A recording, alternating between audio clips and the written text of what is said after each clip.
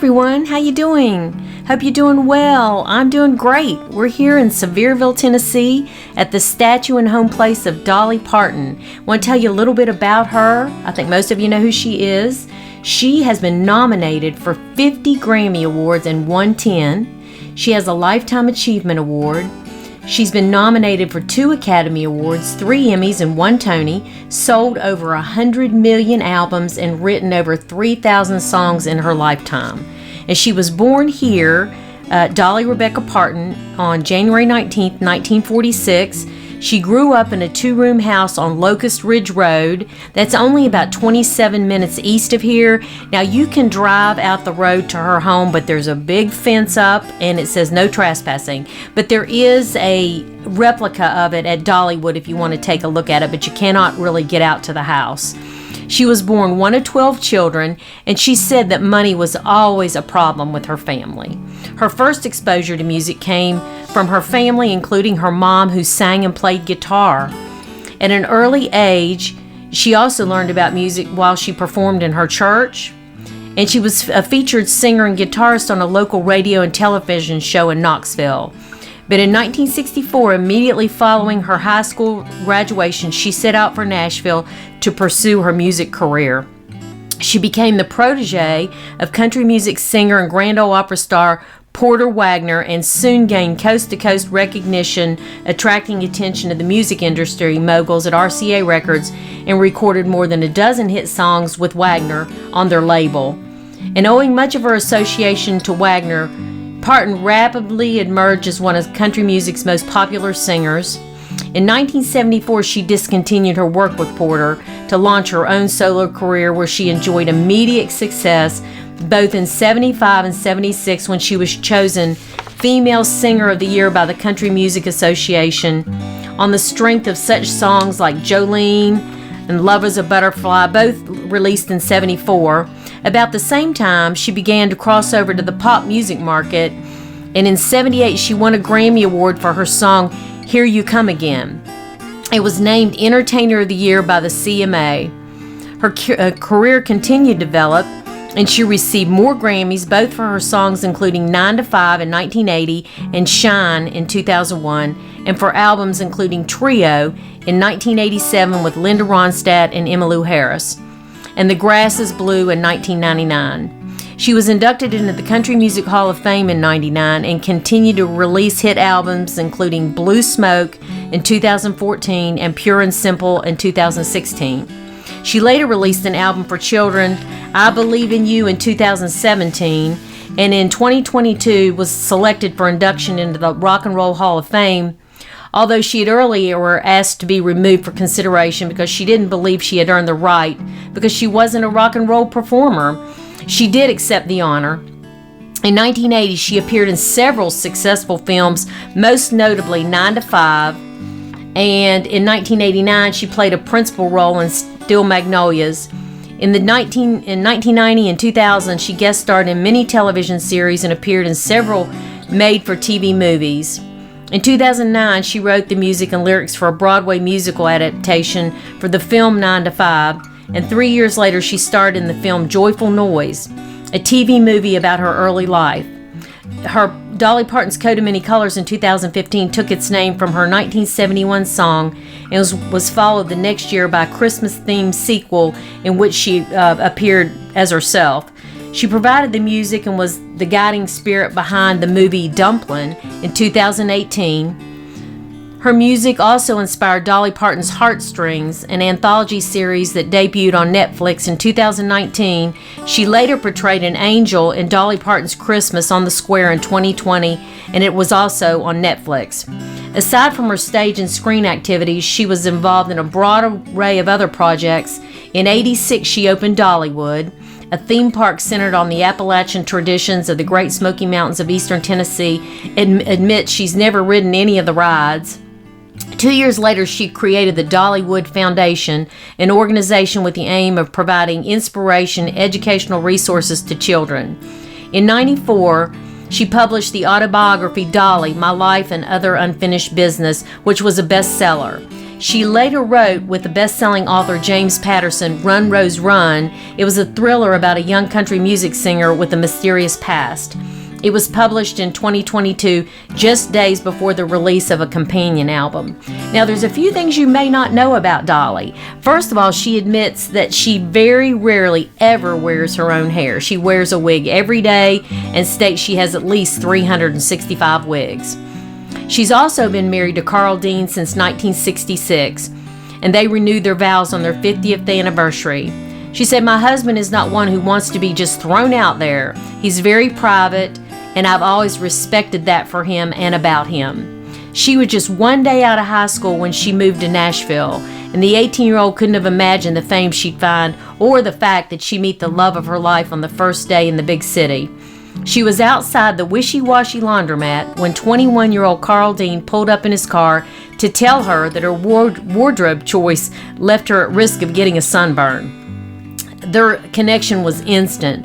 My first thought was, I'm going to marry that girl.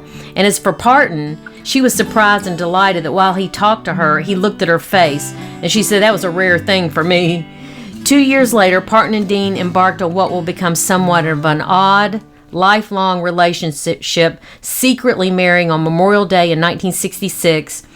That year was the first year and the last time Dean ever attended a red carpet event. One night as they drove home, Dean reportedly told Parton, "Dolly, I want you to have everything you want, and I'm happy for you. But don't ever ask me to go to another one of them dang things again." And she said she didn't. And he became so reclusive that his existence has been called into question. He wants to be mostly around the house, and he's the opposite of me, and that's why our marriage works. He's independent, he doesn't need me in his face, and it's the same for me.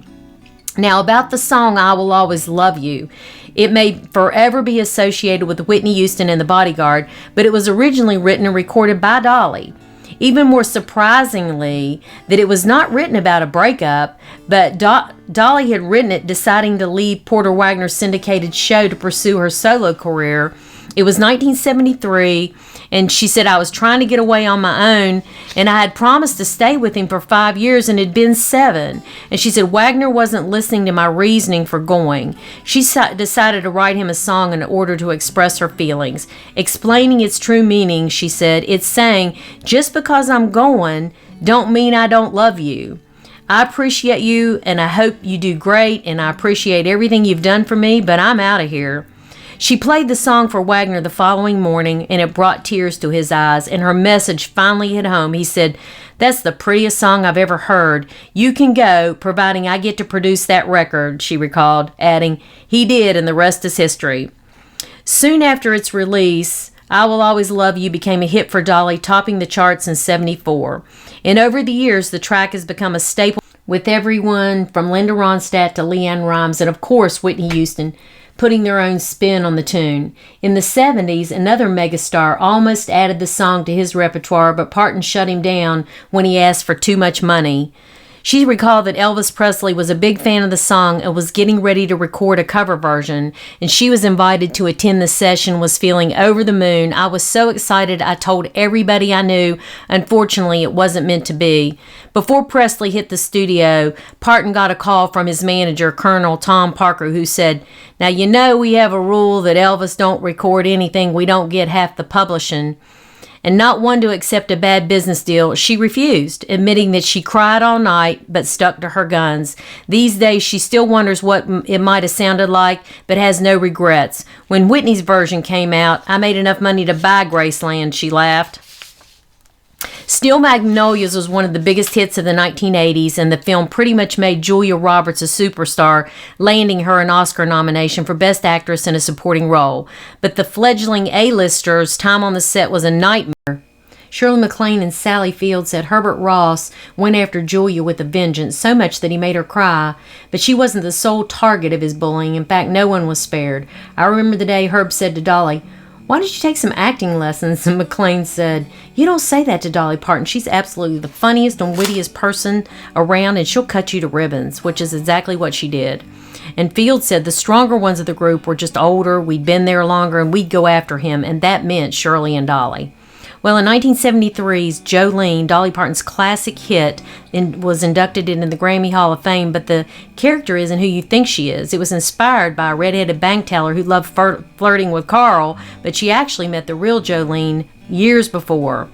She was an 8-year-old little girl who wanted an autograph. She had beautiful red hair, beautiful skin, and beautiful green eyes. And I said, "You're the prettiest little thing I ever saw. What's your name?" And she said, "Jolene." And I said, "Jolene, Jolene, Jolene, Jolene." That's pretty. Sounds like a song. I'm going to write a song about that. So the idea was born, but it wasn't solidified until the flirtatious bank teller came into the picture, and Parton said, "Years ago, when my husband was spending a little more time with Jolene than I thought he should, I got rid of that red-headed woman, but I want to thank her, because if it wasn't for her, I wouldn't have made all that money. So thank you, Jolene." Now, Parton always looks slim and trim, and she told People magazine that I'm a hog at heart. I've been up and down with my weight through the years. I've tried every diet in the book. I've even tried eating the book, and it tasted better than most diets. And we all know that Dolly is a friend to plastic surgery, and she uses fashion to her advantage. Graham Norton said that she's so careful with her styling, she has a little pocket built into her wigs for her microphone pack so that her waist will still look as small as possible. Well, Parton has amassed quite a fortune during her 50-year-plus career, and her net worth is higher than you might expect. She's earned millions of dollars from music, and she's one of country music's most successful female artists ever. Her career spanned over half a century, but the legendary singer says she's not ready to retire yet. The 77-year-old icon said, "I'm not one to sit around doing nothing. I would never retire. I'm just going to hopefully drop dead in the middle of a song on stage someday, and hopefully one I've written. That's how I hope to go. Of course, we don't know how much, choice we have in that." There's a few things that could get her to retire after so many decades in the music industry. As long as I'm able to work and my health is good and my husband is good, that's the only way I would ever slow down or stop, and that'd be the only reason. In the meantime, I'm going to make hay while the sun shines. When she's asked about does she still have dreams, and she said, "I have a host of new dreams every day. I want to have my own TV network show where I can actually do a lot of new things, produce. I want to have my own story called The Life of Many Colors, where I have the whole series of my life, stuff people haven't seen or know or heard about, and my people, where I come from, how I got to be, and who I am, with behind the scenes and the adventures of my life." Well, today, Dolly and Carl live in Brentwood, Tennessee, in a house they bought in 1999. It's a 3,000 square foot mansion. They paid $400,000 for it. So I hope you've enjoyed our time with Dolly Parton. I want to thank you guys so much for watching. If you're liking these videos and you haven't, please subscribe, like, and share, and ring the bell for notifications so that you will know when I put on new content. So I hope you guys have a blessed day. Until I see you again, bye.